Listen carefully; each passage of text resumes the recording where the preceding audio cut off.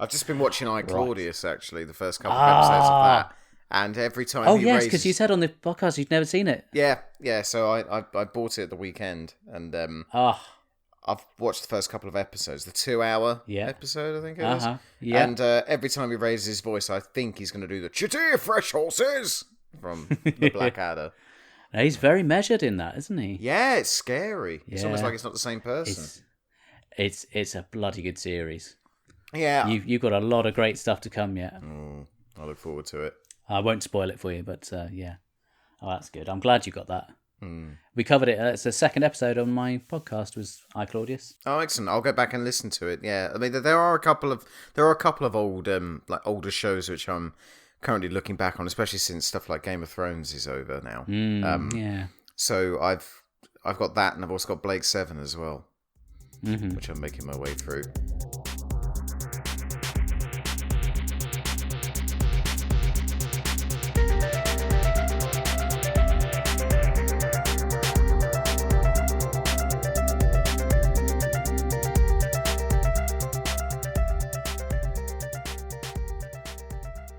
Hello and welcome to Nerdology. My guest today is author and podcaster Mr. Hayden Gribble. Hello, Hayden. Hello, Mark, the human palindrome, as it were. How are you? Yes. I'm very well, thank you. We thought we'd have a little bit of a chat about one of your many passions. Not Spurs. No, I'm not talking about that. Oh, what? Hang on a minute. I've been misled. Get my agent on the phone. Where is he? I kind of gave you the option to sort of talk about something you wouldn't normally get to chat about, and one of the first things you came up with was Supermarionation. Oh, yes, of course. So, of course... He says as though he didn't have that conversation. I don't know why I said it like that then. Oh, yes, Supermarionation. Yeah. But listeners of a certain age, old buffers like me... kind of grew up with that whole, the whole Thunderbirds and Stingray and all the rest of it. And it's still, it still has a huge draw for kids even these days. I'm just interested to hear your take on it because you're, without, which will make me feel too much older, you are of a slightly different generation from myself.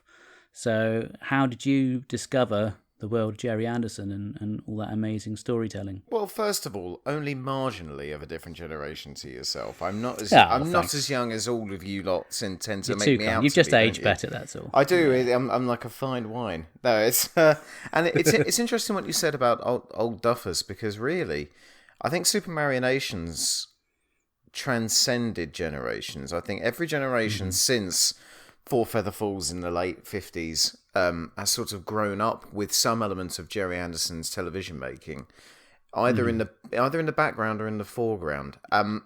It was very much in the foreground in the late 1990s, which was obviously around the time that I was growing up. And you had repeats on BBC, and I think they went in the order. I think they started off with Stingray. And then obviously it obviously got huge. I think about 1992 with the re-release of Thunderbirds, and this was the very first time that these shows had been shown on network television. Because back in the day they had been shown. I think it was it ATV in the Midlands. I think were the what's the station? So a bit like London Weekend television here and everything. So of course they were repeated, of course, throughout the 60s and 70s and all of those, but it was actually the first time that they were on BBC.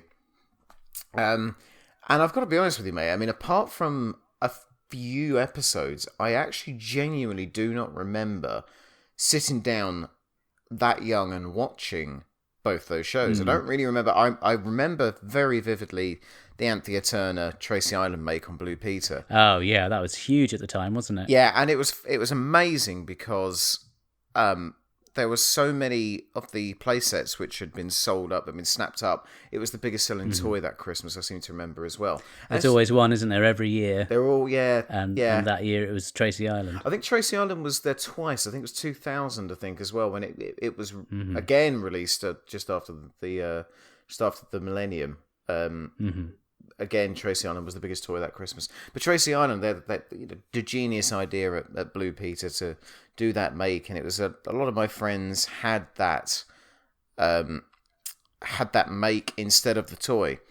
And maybe this is the root of my jamminess here, Mark, but I actually yes, I was wondering when we come to that. But I actually received my grandparents, and it to this day is probably my best present I've ever had. It was would have been about 3 years old, and they bought me Tracy Island, so I had it that Christmas, which was just excellent, fantastic, and I had the toys. I think that really was the start of it all. I think it was. That's the root of the jamminess. Listeners to Diddly Dum will know what we're on about there. So listen to our podcast. Anyway, yeah. So and then in the following year, right about the same time I was going off to school, they started repeating Captain Scarlet and the Mysterons, and I remember my father saying, "I think you'll like this. Let's record it." Now, it's only in recent years that I've realised just how much of a nerd my dad was, because there's certain traits. That's not in the pejorative sense, obviously, that you're saying that with a lot of affection, but I can tell the way you're saying it. Absolutely, yes, absolutely. Because he was into all of this stuff and he loved watching it, and he obviously wanted to enjoy them through me again. And I remember watching that first, actually entitled The Mysterons, and it utterly blew me away. I can distinctly remember watching it, sitting in front of the TV, looking up at the television, almost in front of it like I was there, and then grabbing my toys afterwards and acting out sort of the action scenes with, I remember the big Captain Scarlet, like the big 12-inch doll I had. I must have had the toys. Maybe the toys came out first then. But anyway, I definitely remember watching that very first episode and being utterly hooked right from the get-go. And I think that's where my sort of the fanatical side of me started to develop, and that's also where the storytelling side of me started to develop as well, because as a child I used to write out like little plot lines and stories and what have you, and include the things that I liked. A great example of this, and I'll share the picture with you, so that you can show to your listeners, is that excellent. When I was about 5 years old, I did a drawing and a little story, and it was called Humpty Dumpty Meets the Power Rangers. Excellent. And what a mashup! I mean, it's the crossover that this world deserves, I think. So that's just good God. Anyway, the my drawing hasn't improved since then either. But anyway, you should see mine. And it was the start of me really starting to really like this stuff, and to really take ownership as it being something that I liked and I felt quite proprietal about. I mean, I had all the toys. I was very lucky. I had the toys, and I had the a Captain Scarlet lunchbox was the first lunchbox I took to school with me, and I had a Captain Scarlet rucksack with Captain Blue and Captain Scarlet and the Mysteron eyes on it as well, and I think through that I then went back, and then they were still repeating, I think, or had started another run of repeats for Thunderbirds and Stingray, and then eventually Joe 90 popped up as well. Right. And it was just an absolute wonderland, and I would really be quite upset if I think we'd been out one evening, and we got back quite late, and I think I'd missed it. I think I'd missed an episode, and I was absolutely crestfallen. Oh dear. Yeah. Because, I mean, well, obviously we'll talk about this later on as well, but I think there was still an element of it back in those days that if you hadn't have seen it, or if you hadn't have recorded it, as in taped it onto video, then I do genuinely think that would have been it, because I didn't have disposable income, obviously, because I was just a small child. So yeah, your jamminess would only go so far. My jamminess could, the jam pantry was bare on that evening. So that's really where it all started, and recently, I say it was last summer, I came across a Blu-ray online, and it was called Made in Supermarionation.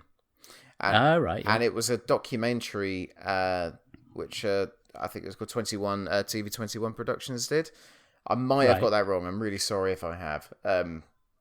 And it was made around about the same time that they, I say remade, but they put the action to the little TV 21 records, the 35.5 RPM ones that came out in the 60s, and basically made episodes to these. And do you know what? For my sins, I still haven't seen them. But anyway, I watched this documentary, and all the nostalgia washed back to me, and the link back to me watching it with my father and my grandfather was, it just took me back. It took me back, and there was another disc on there called "This Is Supermarionation," and it had a restored episode from all of the series. So the previously named 4 big hitters, and then Fireball XL5 and Secret Service and Supercar.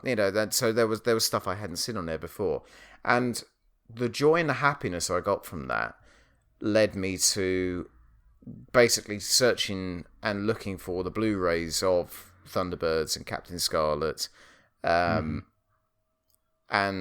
I sort of watched them on a sort of nightly basis, right? And they were still so good. I mean, I know there's a new Thunderbird series out there now, and I've seen some of the episodes of it, and I think it is great, but nothing beats the sheer practicality and the urgency. I think it's incredible what they managed to get on screen for the size of budget that they had. Well, I mean, they were the most expensive. Gerry Anderson had a sort of a running trend with his productions that they were always the most expensive TV show ever made up until that point. Because I know that when Space Precinct came out in the mid-90s, which I have to admit, again, I wasn't completely grabbed by it, because I think I was of the age where I was actually more into the puppets.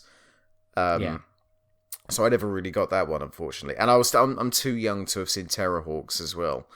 And that was amazing. And I don't think it's been repeated. I would have been about the right age for that, so I've got very fond memories of that one. Yeah. So there are patches of sort of Gerry Anderson's work which I haven't seen still, but I just think I think they are the start for me on the road of my nerdism. Starts with Gerry Anderson and Supermarionation, definitely.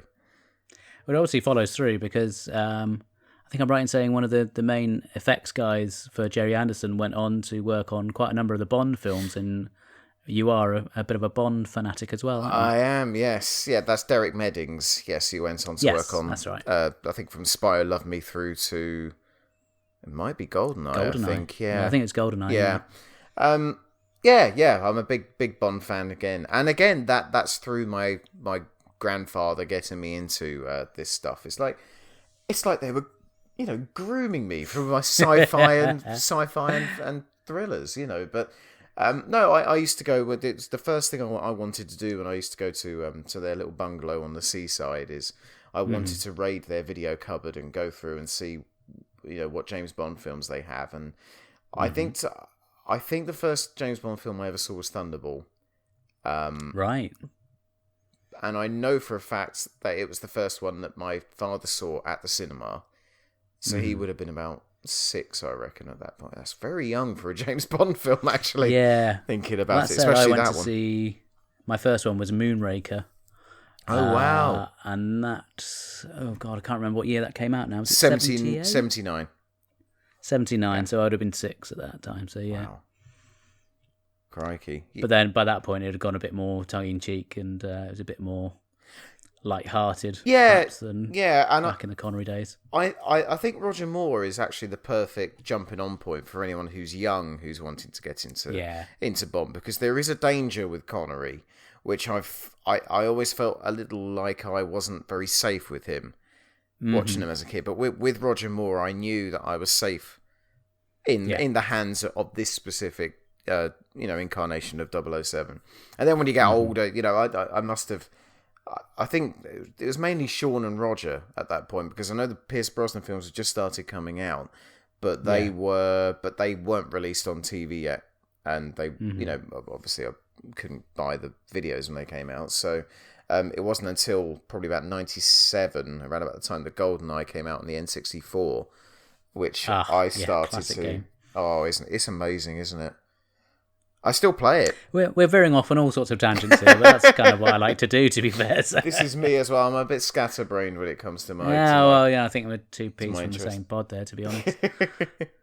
The thing with Gerry Anderson, I always got the impression, I've seen a few interviews with him, I think he was very proud of the work that he'd done, but I always felt there was this kind of feeling that he always wanted to be the serious filmmaker, and the whole kind of puppet side of things was not really what he wanted to do. And obviously by the time you get up to things like Space 1999 and UFO, he's starting to get into the live action, which I think is really more what he wanted to do. But I think the most fondly remembered ones are certainly those Supermarionation productions.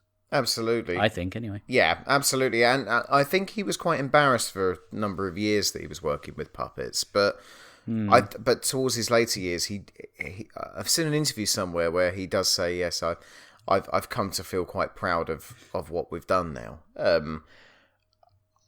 It's quite funny, actually, because I do feel like with his work, it's almost like if you were a very, very young child, let's say 2-3 years old, in the late 50s, when something like The Adventures of Twizzle or Torchy the Battery Boy comes out, then they're very much sort of in the Andy Pandy kind of... sort of in that sort of category. And then you get Four Feather Falls is obviously the next, and that's a Western. So as you're kind of growing up, you're sort of growing up with the TV series, as it were, as the special effects get more spectacular and more realistic, so do the puppets, to a point where... Yeah, that's the thing. And you look at the sort of... Sorry to interrupt you, but you look at the really early ones, like Fireball XL5 and some of those, and then you gradually work your way through, because it's a relatively small space of time before you get to something like Captain Scarlet, which you look at the level of detail and the realism in those marionettes compared to what had gone before, and it's quite impressive how they kept pushing those boundaries to make it as realistic and as glossy and as high budget looking as they could. Oh yeah, definitely. And of course, as you get further on as well, you start seeing human hands coming in with the likes of Thunderbirds, Captain Scarlet, and Joe 90. And then by the time that Secret Service comes along, which is a very odd series. Have you ever seen the Secret Service? I'm aware of it, but I've never seen it. It does sound very strange. I kind of want to know what Gerry Anderson was smoking back then. Let's get Stanley Unwin and his Unwinese, and he could be a secret agent posing as a vicar under. It's very odd. But with that series, there's more and more sort of authentic people in there.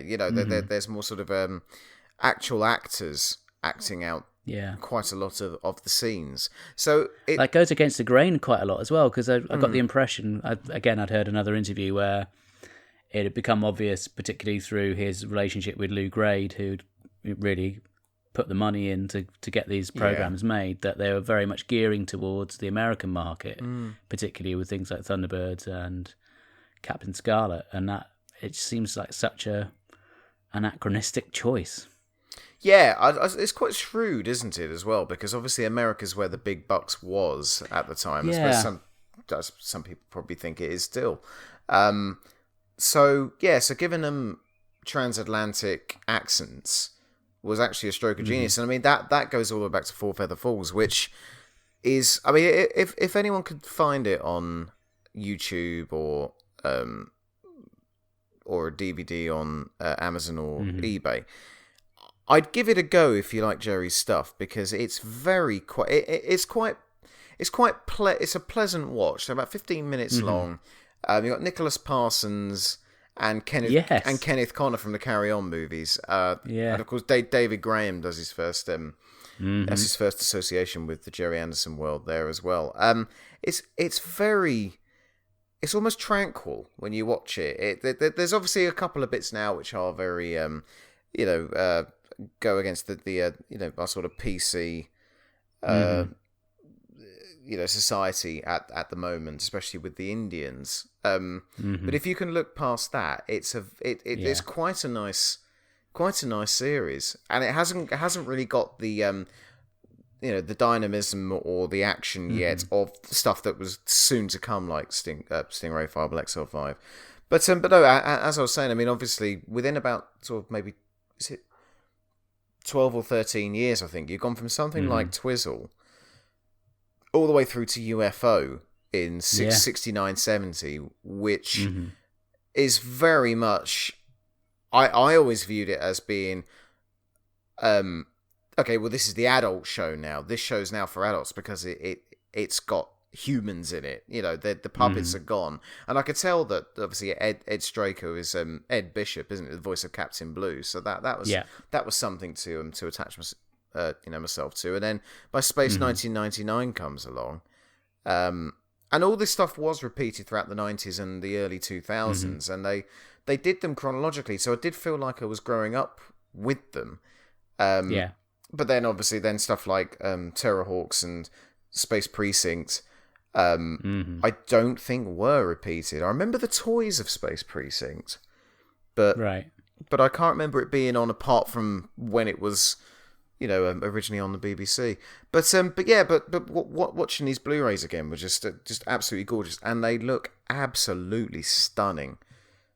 It's a really good transfer, is it? Unbelievable. I mean, it's the best. The Captain Scarlet Blu-rays are the best transfers I've ever seen to Blu-ray. Wow. They are absolutely phenomenal. There's a thing. There's. I'll bring this up, and if he's listening, he'll agree with me here. But Mark John, who's one of my fellow, from the Diddly Dum podcast. Yeah, one of my friends. He's got a real thing about the wrong aspect ratios on Blu-rays and DVDs. And the ITV released version of the Thunderbirds Blu-ray box set looks really good, but they've zoomed it in to get the aspect ratio to a widescreen one, whilst the American version is a much cleaner, much better transfer in the correct 4:3 aspect ratio. Yeah, so I know there's a couple of people out there who are trying to get it released over here for the UK market, considering this is where it was made. They're all made in Slough, Mark. Slough. Next to the Mars factory, I understand. Yeah. Oh, it's You're talking about not being particularly PC when you're sort of going back to the very early days. That reminded me of something that Gerry Anderson said in an interview. I was watching, I think it must have been a Channel 5 documentary, which was on YouTube. And he's chatting away there, and he's talking about how they'd moved things on with Stingray, and talking about the cast of characters. And he gets to Marina, and he says, well, obviously she's the perfect woman because she's incredibly beautiful, and she doesn't speak. Oh dear. You couldn't wish for anything more, could you? I'm like, oh dear. I think that speaks more volumes of his relationship with Sylvia Anderson than it does maybe. Well, yeah. Well, obviously they separated after a while, didn't they? So, yeah. Oh dear. Oh yeah. Lordy. Yeah.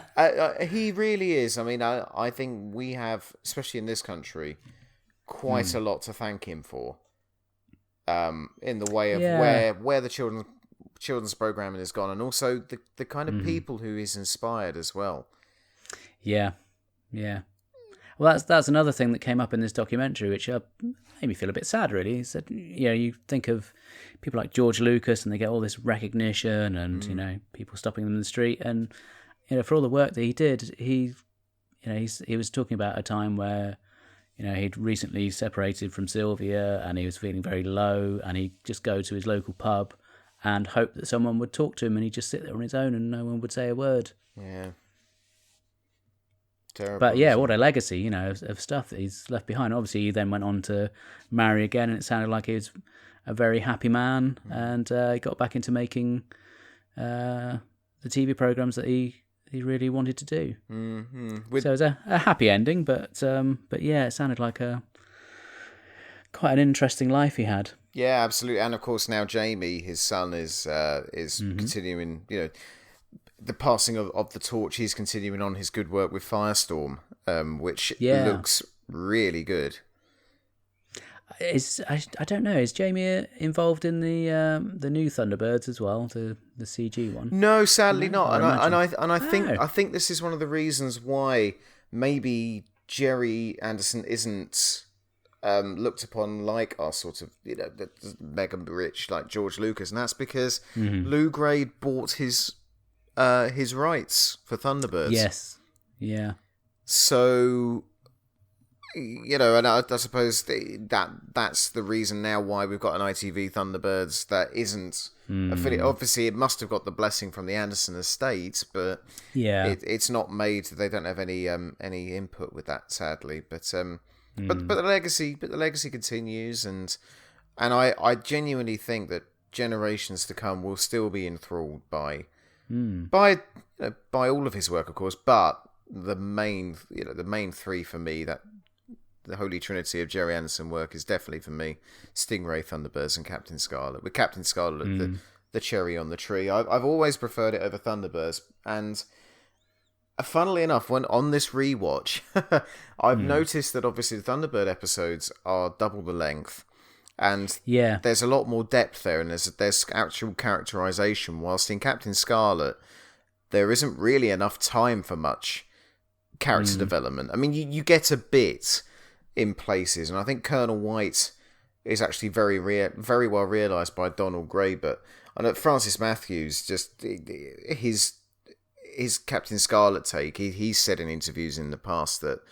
It was just more sort of, there's Captain Black. I'm going after Captain Black. Oh, I'm SIG, Spectrum is green, and all this, and there wasn't actually much of a development there, which was a shame. And there is something as well with Thunderbirds is the only Gerry Anderson series I can think of off the top of my head that went to a second series, apart from maybe Terror. Yeah, I think because he pushed Lou Gray because he really wanted to do a movie. And he agreed to fund it, and then it didn't perform particularly well at the box office, did it? No.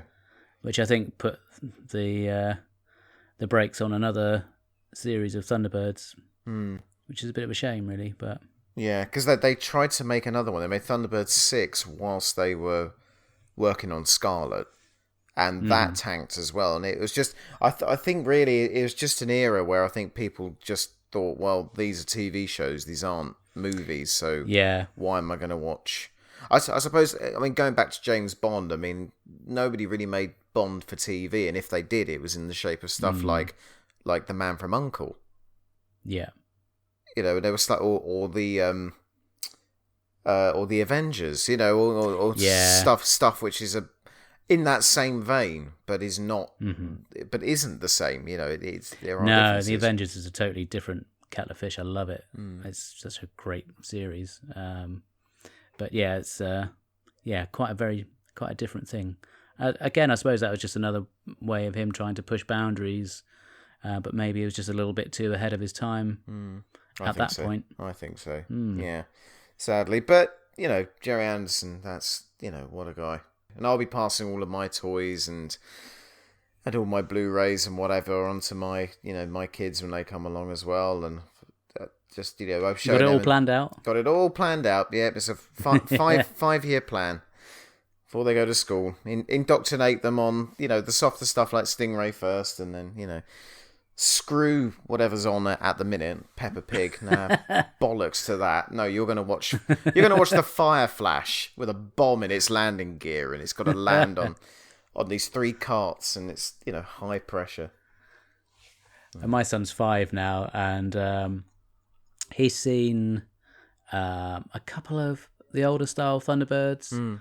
He loves the music. That's another massive thing about those Gerry Anderson shows with the music.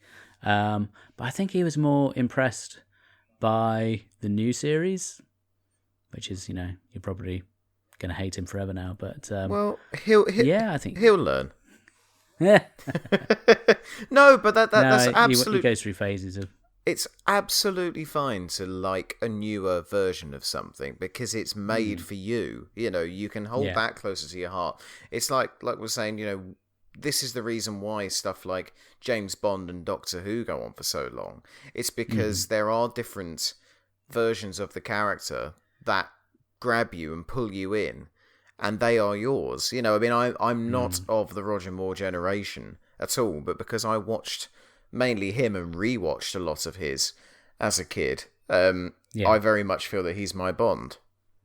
You know, and I'm not going to say he's the best. I think, you know, really, I think Connery's probably the best, but, you know, but he's not my favourite. You know, he's not the one that I, you know, grew up watching and seeing. And that was, God, that was a magical moment. I took my fiance, then my girlfriend, and we went to go see Sir Roger Moore on stage.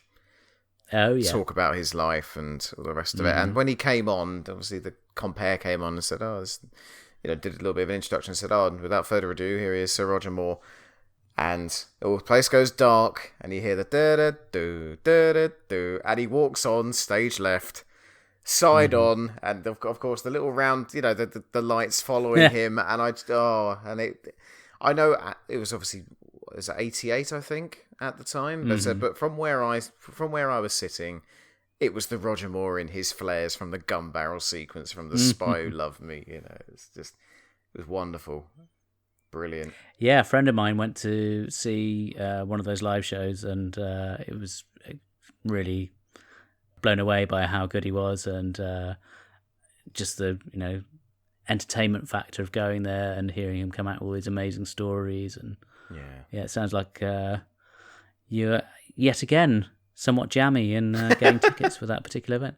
Would you like to just, you know, for anyone who doesn't know about your general jamminess, can we cover that? Because I feel absolutely, it needs talking about, really. Go for it. Not that I'm bitter in any way whatsoever, but so Hayden, you are a collector, it's fair to say. Yes, I am. Yeah, as are many people who are into the same kind of stuff that we are.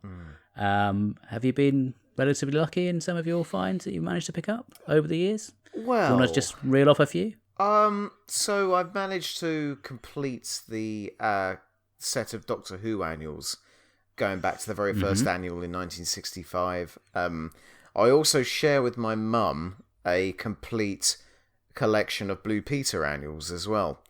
Wow. Which really gets the girls going. And and I've collected books, I've collected DVDs, I've collected toys, I've collected signatures as well. I own a complete set of autographs from all of the Doctors, Doctor Who. And then I tend to sort of just peruse some antique shops and charity shops and then come across some incredible You had a find finds. recently, didn't you? In a charity shop. Where you picked up a Blu-ray? Oh, yes. I picked up the Series 11 Doctor Who Blu-ray for £5 in in my local charity shop. Still in its cellophane wrapper, so that person really must have hated Series 11. But I'll snap that up. But I actually found it's funny because you talk about jamminess. When I went to that Roger Moore gig, he'd pre-signed a whole load of books.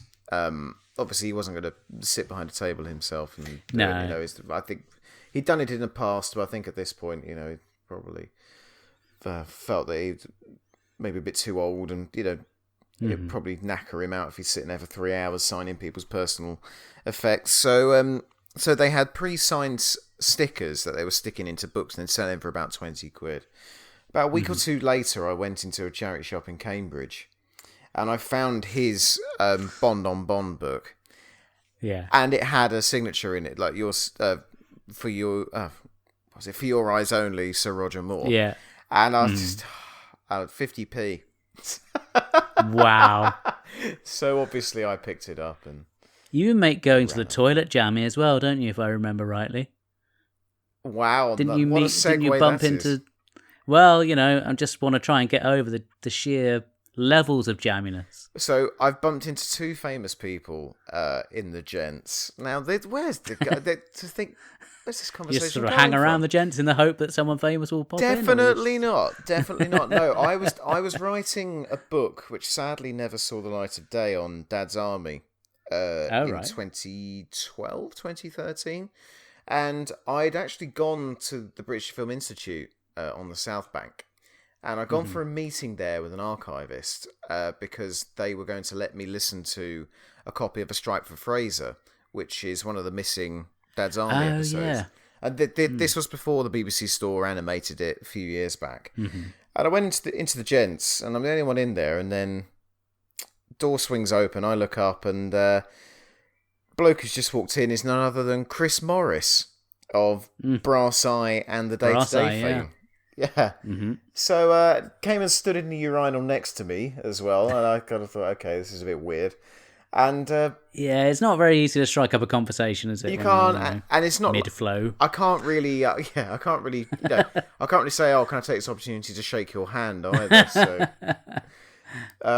so I had a chance encounter there, and then also at London Film Comic Con a year or two previously. Yeah, this is the one I was thinking of. Yeah, when I went into the toilets and Brent Spiner, Data from Star Trek, no less, walks in. And even says to me, "Oh, hi, how are you?" As I start, I was like, "Hi."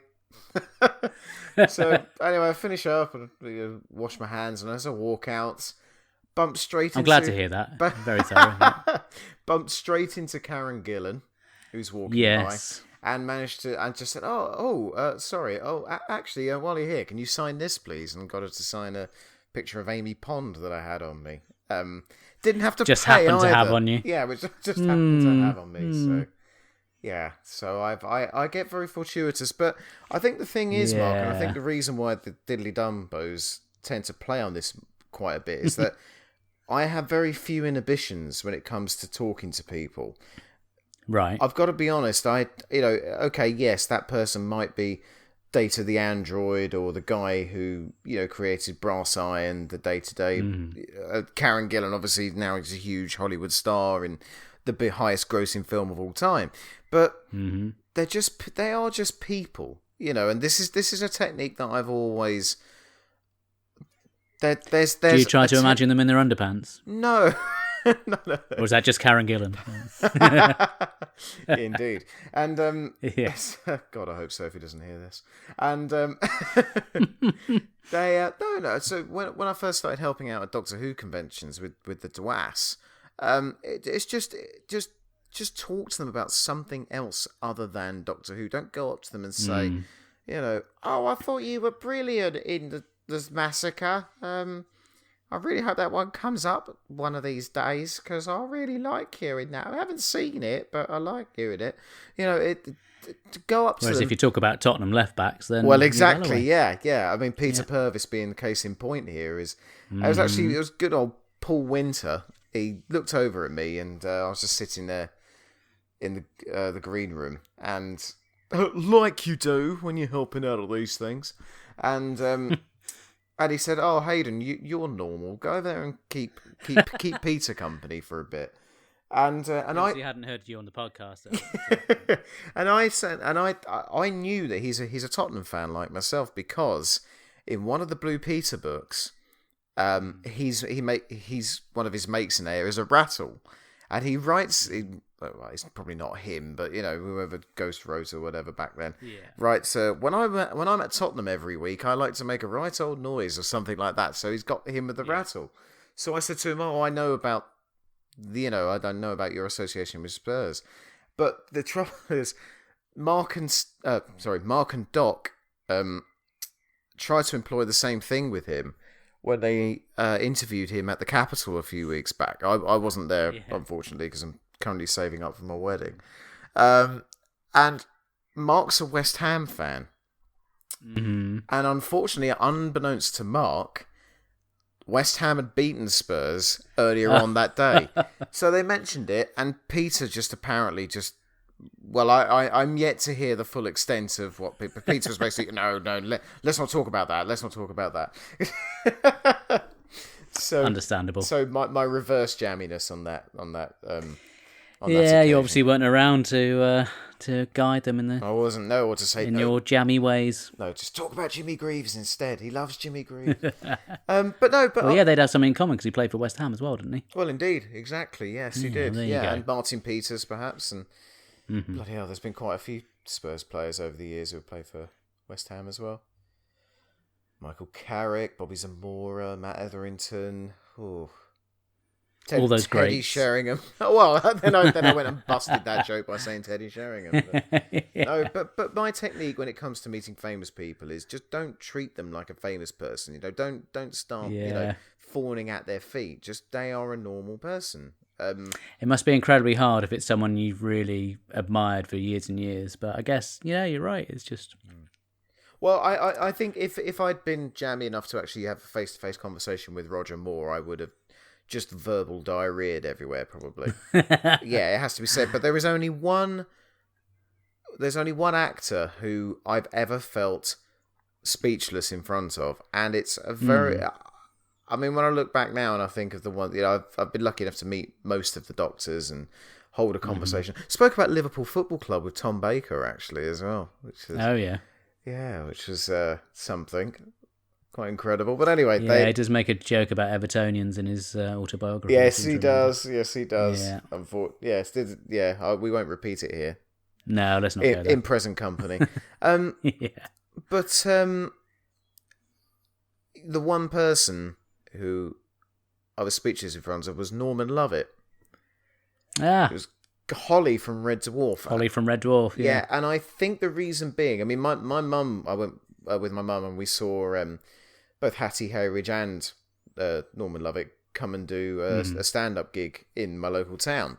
And they were signing things afterwards, and my mum was, having a great conversation with both of them. But to me, they were the floating heads on the big TV screen when I was a kid. Because Red Dwarf I watched from an early age. Yeah. The first episode I ever saw was Back to Reality, which would have been about your first 92, word was 93. Smeg. My first word was Smeg, yes. Yeah. Yeah. And my next one was Vindaloo. And I used to moonwalk around the place going, yow, as well. But anyway. Yeah, so I think that's the reason why I was a bit dumbstruck in front of Norman Lovett, was because I'd seen his big floating head on the screen and, all the way back when, and it was... great, but Red Dwarf was another big.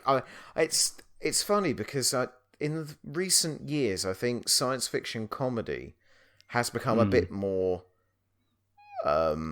mainstream. A bit more mainstream, I have to say. Yeah, but or acceptable, But back in the day, I say back in the like 20 years ago, there really was only Hitchhikers and Red Dwarf out there. I felt. I remember loving Red Dwarf when it came out because I was towards the end of being at secondary school when that came along, and everyone at school was talking about it and really enjoying it. I did find probably after about the third series they started to kind of repeat stuff a bit, and I kind of gradually tailed off my interest on it. But it's a great show. Oh, well, the general consensus of a Red Dwarf fan is that the first 6 series are brilliant. Oh, right. And then it completely falls apart with Series 7. And I kind of know what you mean. I used to have... they used to be my go-to shows if I was off school ill. Because they were all on... we used to tape a lot of stuff, as I've already alluded to, off the TV. And there were six episodes in a series. So they all fit onto one, like, Maxell 180 video. So I used to just bung it in. You might have to explain to our younger listeners what a video is. Let's just say it's a step up. Actually, no, it wasn't a step up from Betamax, but it's a step down from DVD, and it's a step down from Betamax, and a step down from Laserdisc. But the most inferior home video service on the market, and it's the one that made it big. But anyway, it was. So I'd stick that in for 3 hours, and I could just sort of zone out and watch it, and it was. And I used to watch certain series for certain moods, but I think there's good stuff in all of them. but it really it lost its way when Rob Grant sort of departed from the writing team. Him and Doug Naylor tried to steady the ship, and I think there was quite a big wait between series 6 and 7, in which time a lot of things had changed. I think Chris Barry wanted to leave, and I think Craig Charles had quite a high profile court case as well in that time too. So there was a lot of stuff going on with it, and I think it was quite a jaded series, that series 7. However, it's got potentially one of the best, in my opinion, one of the best episodes throughout the whole run. And I'm counting the Dave, the latest Dave series as well, and that's I nearly mispronounced it. Tika to Ride, which is when they go back to Dallas in 1963. And inadvertently stop JFK from being assassinated and change the future. And for its scope, it's probably the only time that new format and that new way of writing sort of like a comedy drama, which is what quite a lot of patches of Series 7 is. I think it's the only time it works in that series. And it's the last time you really see that classic lineup of Lister, Rimmer, Cat and Crichton together before it obviously breaks apart. Kachansky comes back, and but it's the latest Dave series have been brilliant, I think, as well. They perhaps haven't been as memorable as stuff like Backwards and Polymorph and Back to Reality and Crichton and Queeg and what have you, but I think that's probably because they're tucked away on Freeview, on a channel on Freeview like Dave. And unless you're a real diehard fan, I don't think you're really going to be getting this stuff. And that there's so much more stuff now. I mean, I was going to allude to the fact that, obviously we have stuff like Rick and Morty now, which is fantastic. I see that's coming back again later this year, is it? I think. Yeah, it was. Do you know? I only discovered it a couple of years ago. It was around about the time that the missus and I moved in together, and I binged on. I think it was the first 2 series had come out at that point. I think the third was just about to be released. I just thought it was so witty, and it was so imaginative, and it very was inventive. Yeah, and incredibly inventive, and really hits all the right notes with that sense of sort of geek culture and nostalgia, which is so beautifully linked and entwined. I absolutely adore Rick and Morty. I really do. I haven't seen the Orville yet, which is obviously Seth MacFarlane's take on Star Trek. But obviously I am aware of it. You have stuff like oh God, I can't remember the program now, but there was a comedy series with Kevin Eldon and Nick Frost. Oh, and Miranda Hart about 10 years ago as well. Oh, goodness, I can't remember what it's called now, but it was, not very good. No. It's a shame, because you think of those three, and I'd certainly watch anything with them in. But, yeah. I'm definitely a sucker for lists, and every now and then that's so sad. But it's so out of character for a Doctor Who fan. Exactly.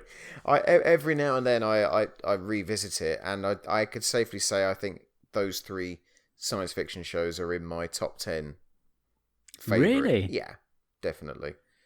Yeah, Hitchhikers was again huge because it felt like if Supermarionation had started it all off for me, Doctor Who was the anchor. That was the thing that was like, right, no, this is definitely my genre. This is a genre you can do anything with. You can do time travel. You can do paradox. You can do, visiting different worlds. It was fan. Oh, it was Doctor Who. Doctor Who was seismic, I would say, for this 7-year-old. I mean, I wouldn't be sitting here now talking to you if I'd never have discovered Doctor Who. Definitely not. Definitely not. Because I think that then grounded my previous love for Supermarionation and everything. And then through Doctor Who, I discovered things like Star Trek and Star Wars, and also Hitchhikers. And I remember there was a library in my town. It's actually, it's the town I now live in. Mm-hmm. It was just our local town back in the day, and we used to occasionally go to the library, and I used to lap up any Doctor Who videos they had, or any Doctor Who books. And I just remember coming across once this Hitchhiker's video, and I'd noticed it, or I recognised it from the inlay of some of those Doctor Who videos that I had. Yeah. So I watched it, and I thought, God, well, there's certain similarities here. And obviously it was Paddy Kingsland doing the music. Yeah, Paddy Kingsland doing the music. Obviously Douglas Adams, the great Douglas Adams, writing as well. And of course Peter Davison as the dish of the day too. And I loved that, and I loved the fact that I could then take out. I then discovered it was an audio series originally, so I could listen to them. Yeah, I could listen. So many incarnations of that. Yeah, I could listen to them in my sleep. It was a book. It was a comic strip. It was a tea towel. It was everything, it was just wonderful. One of the very few times I've had to admit that my wife was right about something. Happy birthday to you, by the way. She's tucked away. Yeah, happy birthday, Mrs. Happily Cochrane. Reading a book. She is a huge fan of Douglas Adams's books. Oh, right. And I always was of the opinion that the radio show was the ultimate version of it. But I think she really had a good point when she talked about how his use of words really, it still comes across in the audio, but his descriptive writing just gives it a whole new dimension when you're actually reading the books. And I think she is right in that. I think they do really take off in literary form. There's one line that I'm always reminded of when people talk about Douglas Adams' writing, and that is the line that he uses to describe the Vogon constructor fleets. Is that they hung in the sky exactly the way the bricks don't. Yeah, and it's just such that's a great example. It's such a brilliantly funny line because it's so unexpected, and I heard it obviously the first time when Peter Jones, as the book is, utters it, but I remember it really stuck out as well. When I read the books for the first time, I didn't read The Hitchhiker's Guide to the Galaxy and The Restaurant at the End of the Universe first because I'd heard them as the plays, and I had this thing. Right. They'll talk about 10 years ago now, and when I was at college, and I had. So I had all 5 books, but I wanted to read those other 3 because I thought, I've seen the other 2 and I've heard the other 2, so there's no reason to go into that. But I absolutely adored So Long and Thanks for All the Fish. Yeah. And I really would like, with the Rain Man, talks about the rain's following him everywhere, and it's just, and Arthur Dent is trapped on Earth, but that man is paying a visit and paying an insult to every person in the universe ever, and it's just I absolutely loved that, and I devoured it on a trip up north to York. On the train journey, I read the whole thing on that train journey, and I just absolutely loved it. I'll have to revisit it at some point. But yes, he was so ahead of his time, wasn't he, Douglas Adams? Just not just in his his writing, but also he was. I think I'm right in saying there's debate between him and Stephen Fry over who had the first Apple Mac in the UK. It was. They're both into their technology, and it was Douglas Adams. I swear a bit. I was lucky enough. I know Kevin Davis, who directed the more than 30 years in the TARDIS. You Doctor Who fans, and he works as an animator on Hitchhikers. It's one of his first TV jobs, and he was in Cambridge last year and said, there's a Douglas Adams exhibit going on at King's College. Do you want to come along? I was like, oh yeah, brilliant. 'Cause I hadn't spoken to Kevin in a while, and I went along, and there were quite a lot of his artifacts there. They had stuff like his student cards and his letters. There's a letter from Graham Chapman to Douglas Adams because he'd turned down the chance to write with him on something, to write Hitchhikers, I believe.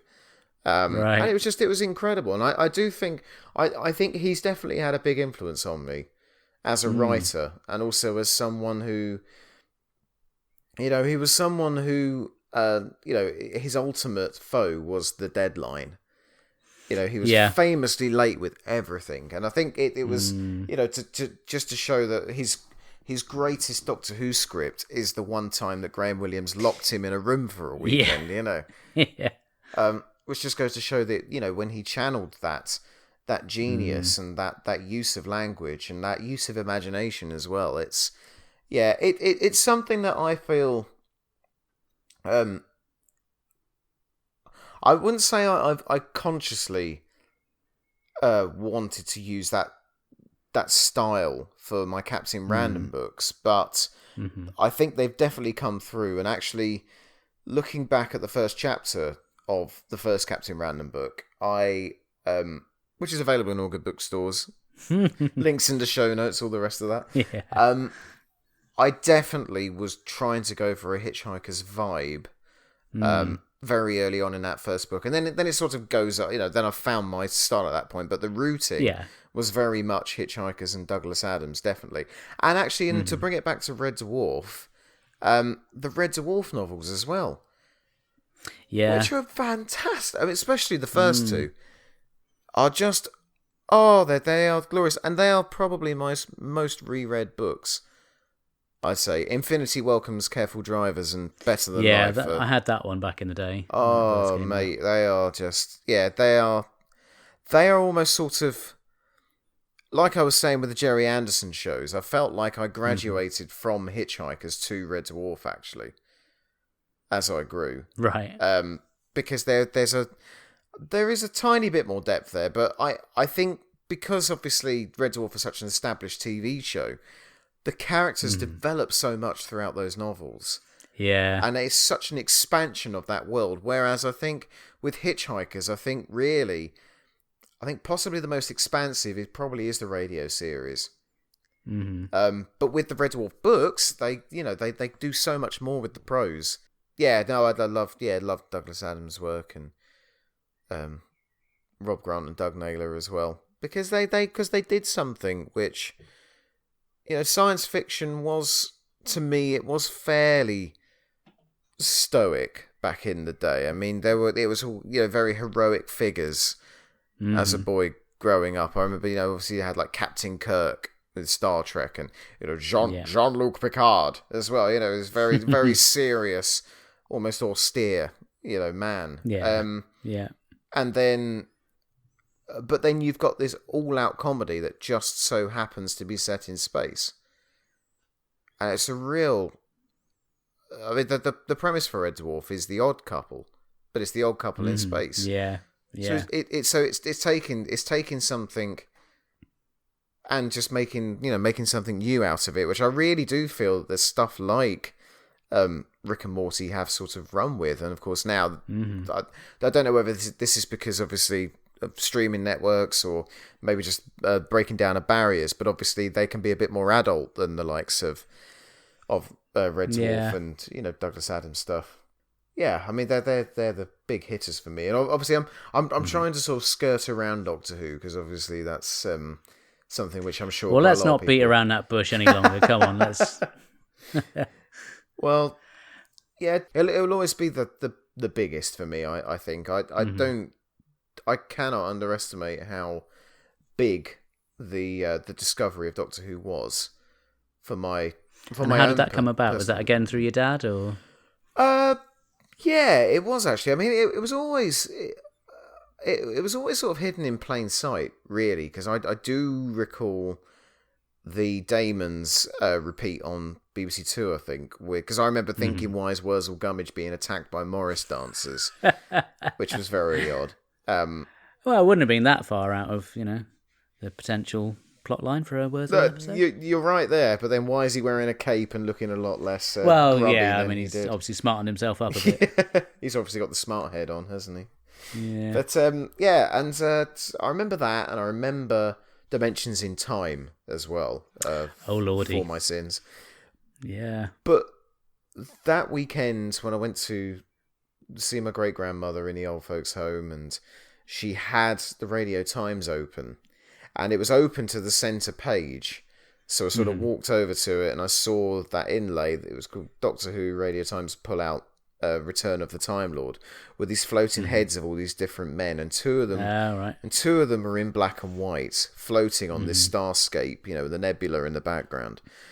And my dad obviously saw what I was looking at and said, "Oh, Doctor Who, yeah, that's back. That's back in a couple of days." And said, "Oh, which one's Doctor Who?" And he said, "All of them." And at that point, for someone with that piqued your interest, yeah, it was someone with a very hyperactive imagination, and someone who, I was already obsessed with space, and I wanted to, just explore it. If I wanted to be a spaceman when I was very little, so and I thought, oh my god, what does he mean by this? Just absolutely. I think that the Blue Touch paper was lit then, and obviously the TV movie came along, and I did enjoy it, but I was more interested in these other 7 Doctors who were in this pullout. Yeah, it's amazing to think actually just how engrossed I became just thanks to that pullout. Really. Yeah, because how old would you have been at that point? It was just before my 7th birthday. Yeah. Literally a week before, because it was the bank holiday weekend at the end of May. And it was actually, do you know what? Funnily enough, on the day that we're recording this, I think it was around about this time, wasn't it? Yeah, because didn't John Pertwee pass away? He did, yes. Just right before it broadcast, I think. He did. Yes, he did. Yes, he did. And he was a good entry point into Doctor Who, John Pertwee, because I knew him from Wurzel Gummidge, and I knew him from that funny gotcha on Noel's house party that one time, and I knew him from... He did used to pop up on a few things. I remember he was on... what was it? Cilla Black. Surprise, surprise, that was it. Yeah. Oh, right. He popped up on that, with the TARDIS and in his long cloak, and... he did always seem like he was on television, actually, back in the day. But so he was a good point in, and but I remember very quickly latching on to Patrick Troughton though, and being absolutely besotted with this incredibly naughty, twinkly, and yet quite cunning, but always very funny and quite sort of protecting as well. Sort of in the same way that I found Roger Moore as Bond to be quite protecting. I found Troughton to be quite protecting, and he was the sort of avuncular figure. Yeah, and he was the spitting image of my Gramps as well. Oh wow. So I sort of held him quite close because he obviously looked like my granddad. And also the trying to find as much as I could of him in any form, because obviously when I discovered the missing episodes, I thought, oh my god, I'm never going to be able to watch anything. So whenever a Troughton video turned up or a Troughton book turned up, it felt like gold dust. It felt like something you really had to treasure and look after, because this was the Doctor who'd been, the wiping policy had completely decimated what he'd put out. So it was, so he was, he was the governor for me. But I think my first Target novel was The Cybermen. Yes, the Moon Base, and that's yep. I instantly latched on to him from that, and also do you remember the episode guide by Jean-Marc Lefisier? No, but I know maybe that wasn't around when you were younger, but that was quite a big thing. That was another Target book, so that gave you a little synopsis of all the various stories. Yes, and so they had all the faces of the various Doctors superimposed on the cover, and you just see their faces, and you're instantly thinking, "Wow, I want to see more or read more stories involving them, because I want to find out what they were like." Yeah, we had a similar thing in the late 90s where it was the Television Companion that sort of did that for us, by David J. Howe, Mark Stammers and Stephen James Walker.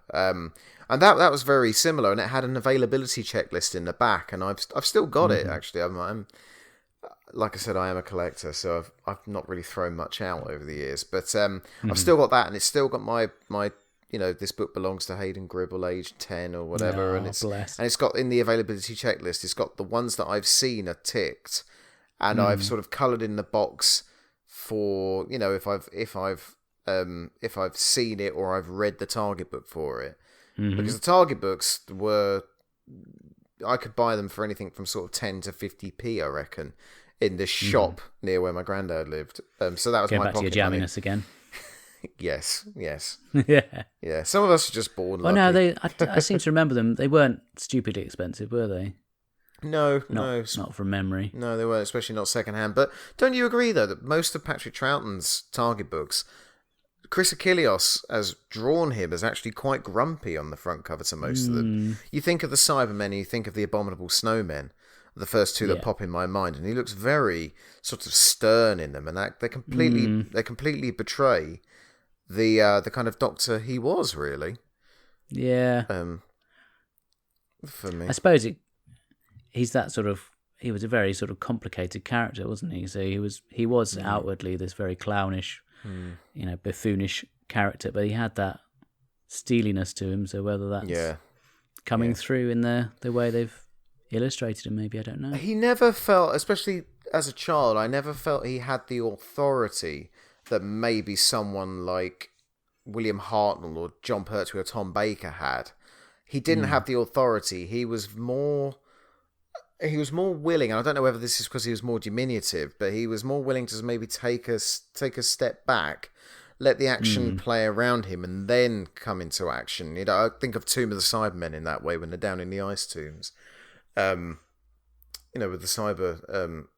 With the cyber leader. Yeah, he would influence things, but in a much more subtle way, wouldn't he? Yeah, he He would. wouldn't be going in, with that sort of bravado that some of the others have. No. He would do it in a much more subtle and slightly more manipulative way, maybe. Absolutely. But it was quite a lonely existence being a Doctor Who fan at that age in the 90s, because obviously no one, the internet wasn't readily available to someone of my age at that time. Because being the age I am, it was everywhere. All the kids at school were watching it, and it was a big thing.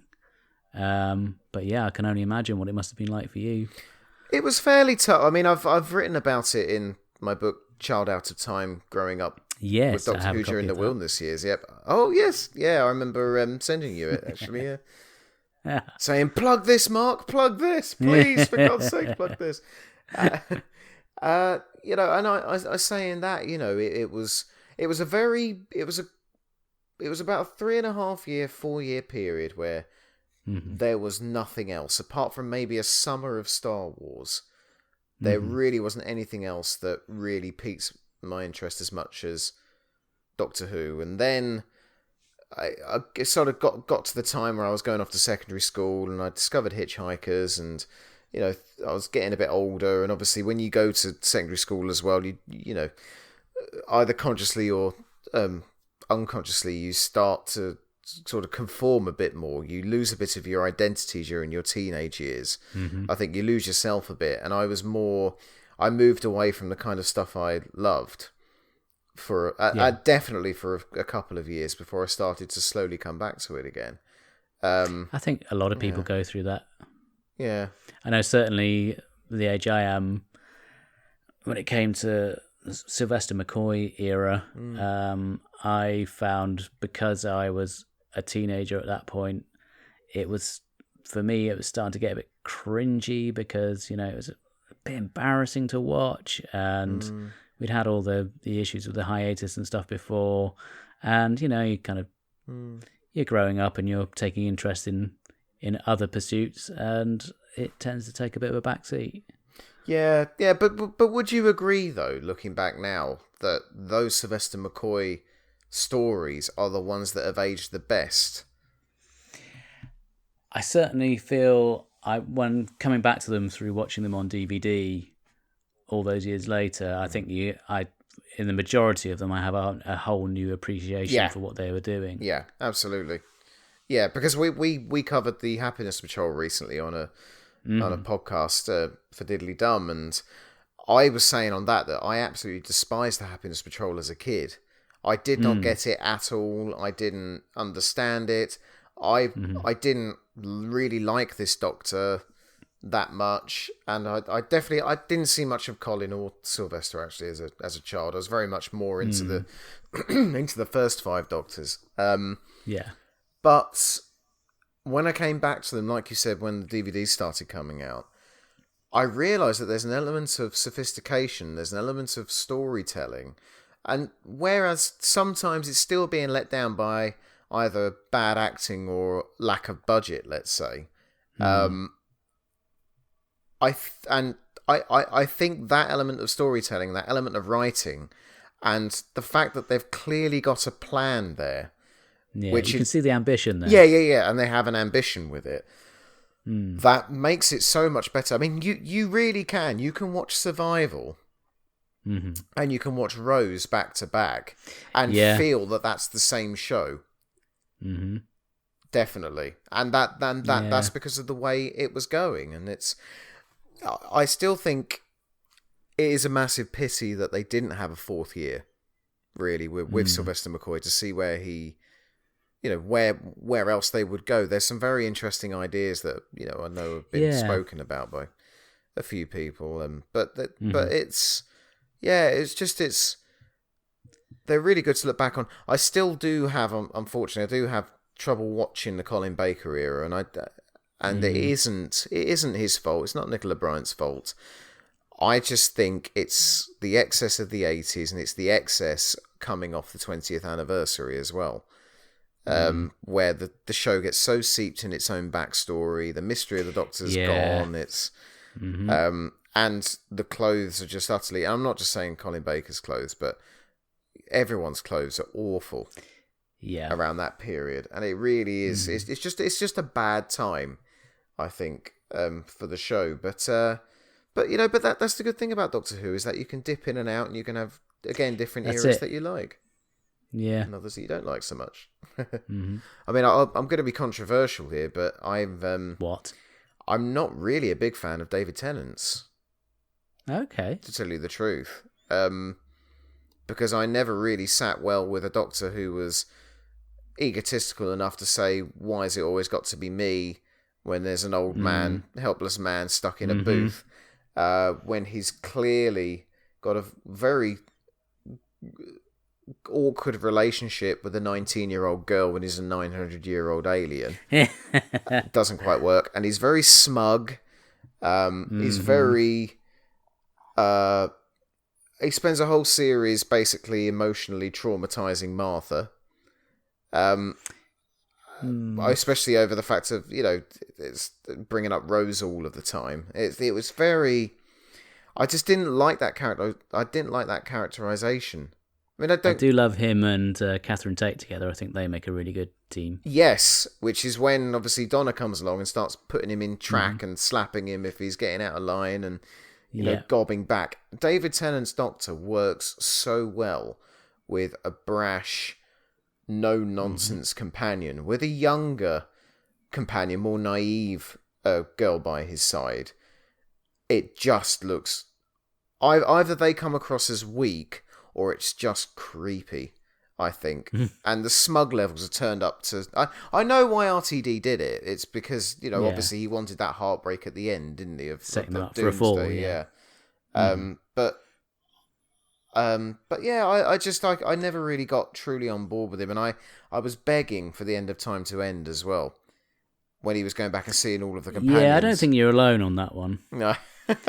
Yeah. But it's nothing against... I mean, I think David Tennant's an incredible actor, and I think he has got some amazing stories in his era too. Yeah. But that wasn't really how I saw the Doctor for me. To tell you the truth, but I can understand why the popular view, the popular road to go down, and obviously it got the ratings in, and it arguably is cemented. Yeah, it's so popular. Yeah, and it arguably cemented Doctor Who's future. So fantastic for that, brilliant. But I just that characterization or that Doctor even is just quite smug. I mean, you give some of his dialogue to Colin Baker, and Colin Baker would be slaughtered even more than he normally gets, from certain corners of fandom. So, it's... I mean, with you, I don't think I've ever asked you this actually, Mark, but who's your favourite Doctor? Ooh, it's a tough one.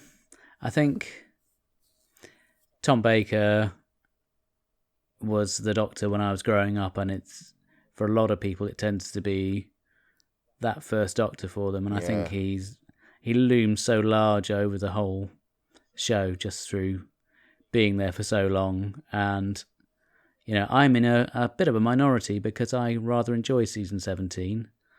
I know there are other opinions are available on that one, but I find it incredibly entertaining.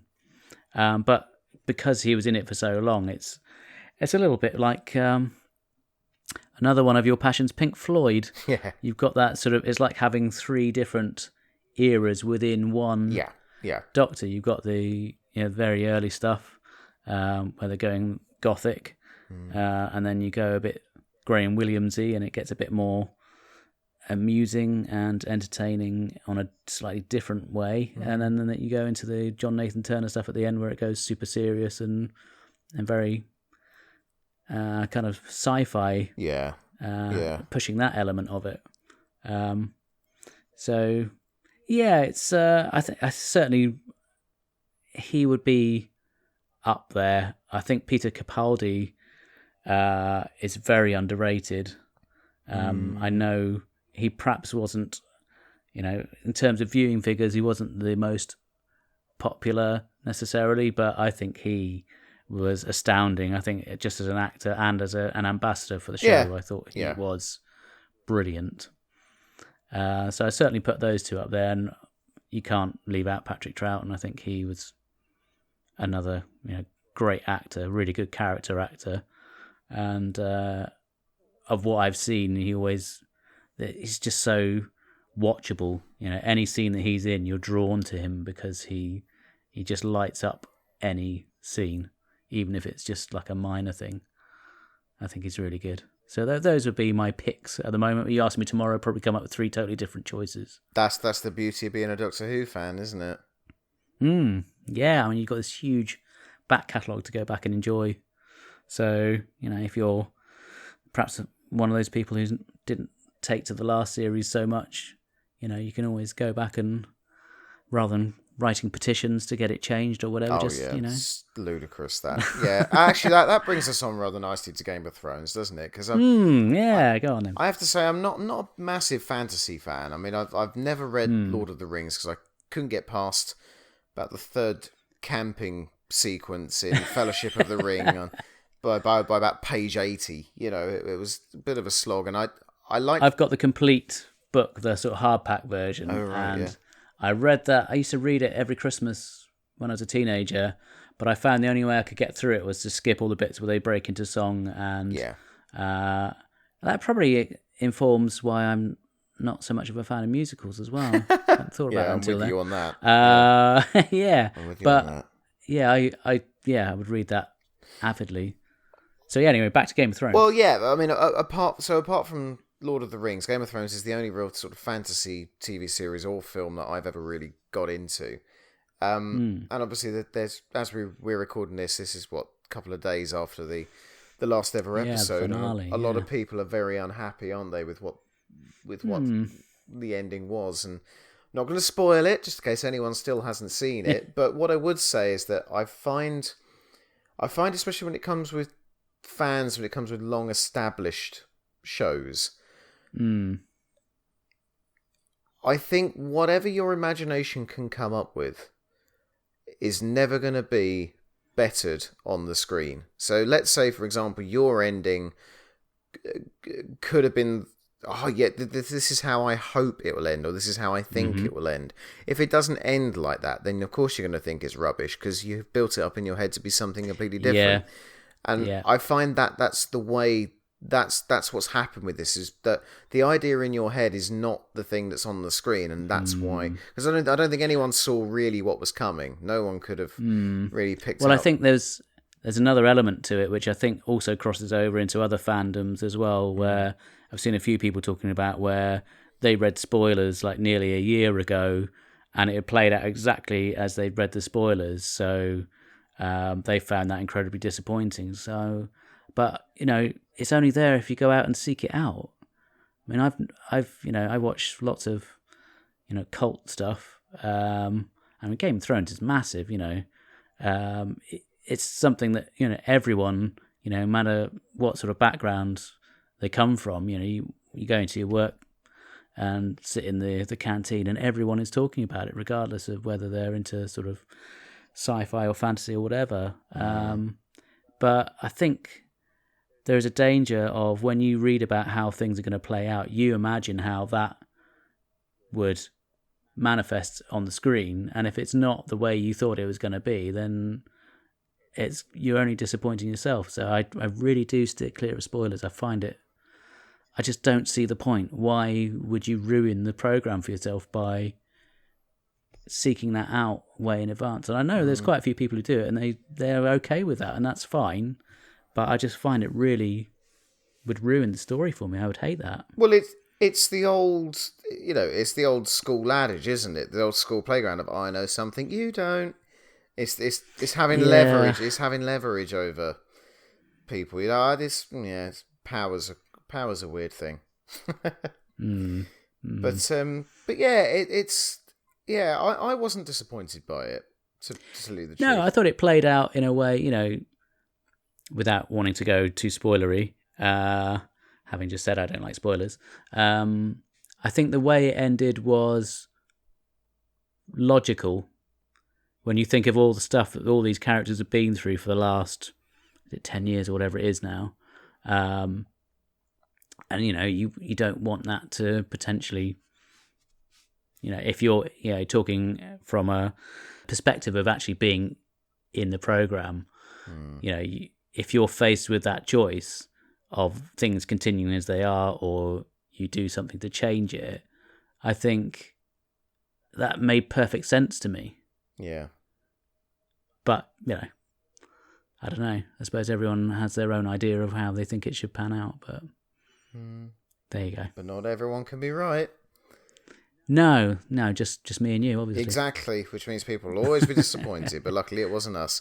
So we're going to go to a commercial break now. When we come back, I'll be asking Hayden for his recommendations. Calling all Spectrum agents. SIG for this great new offer from Kellogg's Sugar Smacks. Free inside every packet, one of these Spectrum badges. Captain Scarlet, Colonel White, Lieutenant Green, Captain Blue, Destiny Angel, and the Spectrum emblem. Collect all 6. The first is in this special packet of Sugar Smacks. Those honey-sweet puffs of wheat that give you plenty of energy. Fast. Right, Captain Scarlet? SIG for Kellogg's Sugar Smacks. So, Hayden, it's at this point of the show we like to ask guests for their recommendations of things that our listeners can check out. Have you got anything that you'd like to recommend? I'd like to recommend, firstly, I'd like to recommend the first Red Dwarf novel, Infinity Welcomes Careful Drivers. It's an astonishing sci-fi book. It's really funny. If you love the characters from the TV series, it really develops them out. It fleshes them out. The characters are three-dimensional. And if you can even find this, actually, if you don't want to read the book, you have got the full thing on YouTube, as read by Chris Barry, who of course played... Oh, really? Yeah, who of course played Arnold Rinner, and he does all of the impressions of all the key players, all the characters, wow. And it's wonderful. It's brilliant. So yeah, it's worth seeking out just for that. Indeed, yep. So do check that out, and also I've mentioned it before, but the Made in Supermarionation and This Is Supermarionation Blu-ray. It was about £5 from the Gerry Anderson store. And Amazon Online, and it's the documentary about the making of those Supermarionation films in Slough, and also they have 1 or 2 episodes from each series on the other Blu-ray, and it'll bring back childhood memories. And if you haven't seen them before and you like a bit of sort of retro television, action orientated, then they'll definitely be up your street. And also I just recommend my books as well. Well, I was going to come to that in a moment. So go on, you might as well plug away. Go on.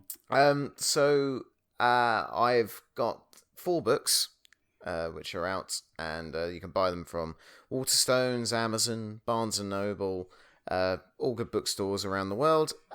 Possibly the most prevalent one here, I'd say, probably is Child Out of Time. Growing up with Doctor Who during the Wilderness years. It's got a foreword from Andrew Smith, who wrote the Tom Baker story Full Circle.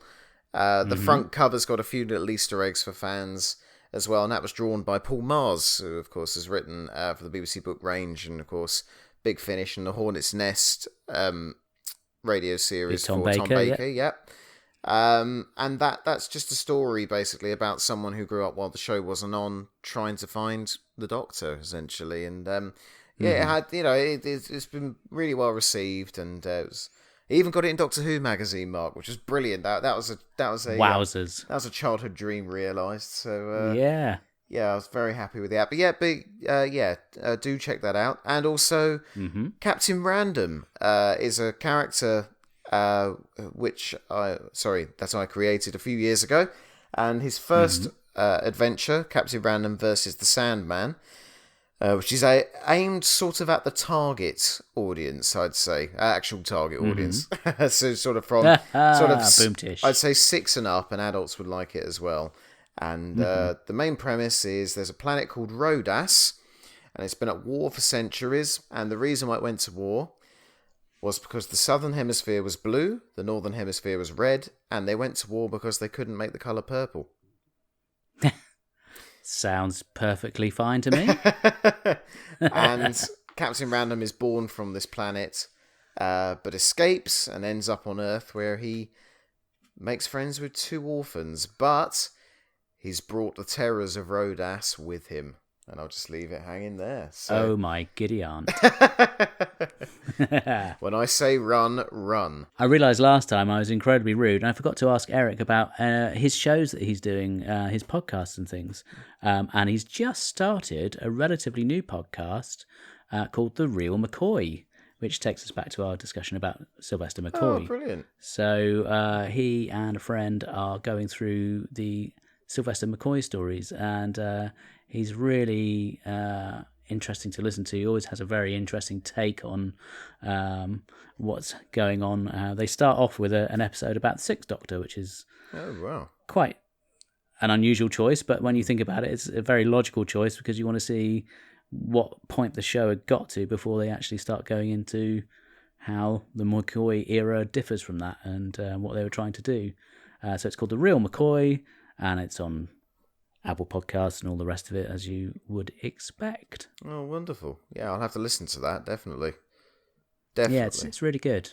Yeah, there are a couple of episodes in, so it's worth checking out. Oh, wonderful. Yeah, I just before I go, I will have to obviously plug the 2 podcasts I'm involved in as well. Yes, please tell us which ones you're on. Yep, so I'm on the Diddly Dum podcast.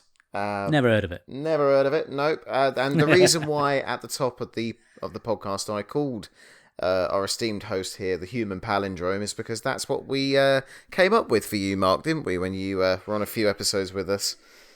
You have referred to me as that. I think Eric Escamilla from Mostly Harmless might be possibly fighting you for that one. I don't know. But anyway. Well, since he's not here, I've been called worse. We'll take the credit since he's not here. So yeah, why not? Why not? And you also have a James Bond related podcast, don't you? Yes. Now, the James Bond podcast is called Podcasters Royale, and it's been going for about 3 years now, actually. Wow. And we've gone back through all 24 official Eon films. We've held a few listeners' votes as well, so we've done countdowns on the theme songs, the baddies, and it's currently on hiatus.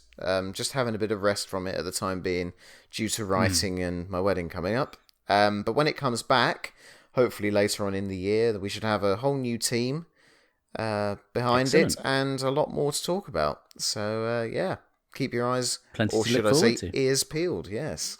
Hey, there you go. And they're all available on all your podcatchers. Excellent. Thank you so much for coming on, Hayden. It's been a real pleasure talking to you again. Mate, the pleasure's been all mine. It's been excellent. Great to talk to you again. Hopefully we'll speak again soon. Yep, hope so.